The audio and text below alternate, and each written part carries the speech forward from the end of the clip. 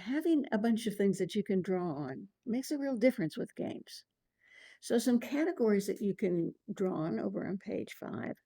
Um, except I think sometimes we need to recognize that this is an unusual thing for this employee. They're going through some unusual stress right now, and maybe I just need to show a little bit more support and understanding, and not be so concerned about their game behavior because it's unusual for them. Dismiss or disagree. That's not the issue here. What we're here to talk about is this. Just pull right back to your original point. I will say my father-in-law was particularly good at this. Anytime any of us kids disagreed with him, this is what he would do. Whoa. Now, I would never do that to another person because my mama raised me better, but there are times when I do that kind of in my head. Just remember the source, just don't even get sucked into it.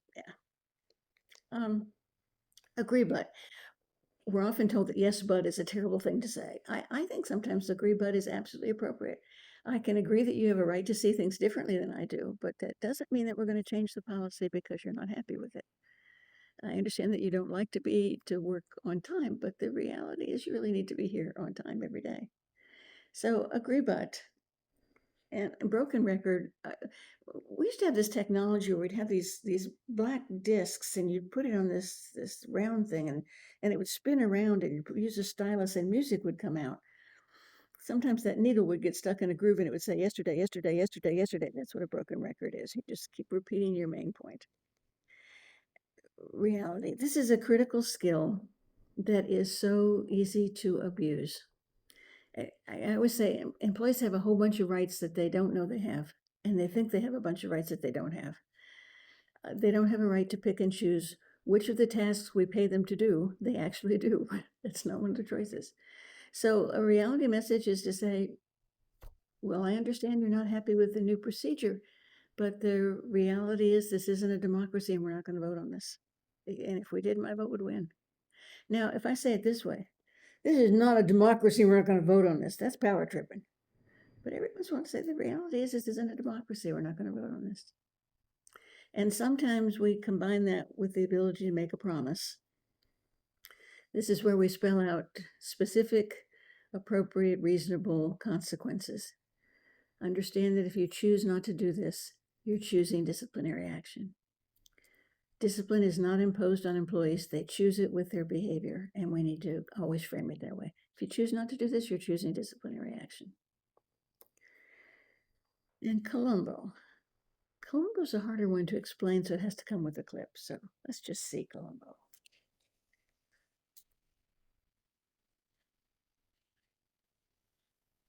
One more thing. I'm going to have to make this fast, sir. Freddie bought a case of champagne. I checked with the liquor stores on the same day they made the liquor call to you. Would he do that?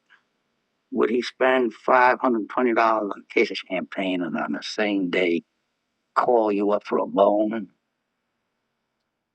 Well, that surprises me. But I suppose he could have, being Freddie. Because this wasn't a fantasy, sir. He actually bought the case of champagne. Yes, I hear you, sir. I just wish I hadn't. I appreciate that, sir. Once again, thank you for the time. Yes. So Columbo was this TV detective. Was always confused. He's not confused. He's just confronted a murder, and he's told the murderer, "I know you did it, and I'm going to get you." And the murderer's response was, "Oh my heavens, he knows I did it, and he's going to get me." So with Columbo, we're just a little confused. You said that you'd be happy to do that, but your face doesn't look like you're happy. Oh. You say you want extra hours, but every time I contact you to work, you're not available to work. You say you like being part of a team, but when a team member asks for help, you're not willing to help them. I'm just confused. Pay no attention whatsoever to what they say in response. It's a second order change. It's going to the back of their brain, and the back of their brain is saying, "Ooh, this game doesn't work with Rob. I'll keep doing it with Mick, but it doesn't work with Rob." It's a very powerful response. It's a great way of dealing with indirectly aggressive behavior. How do you not then?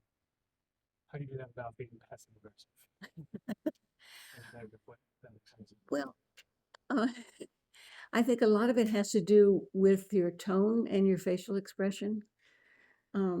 So if you really are kind of confused, I'm just kind of confused because it seems like you're not really happy.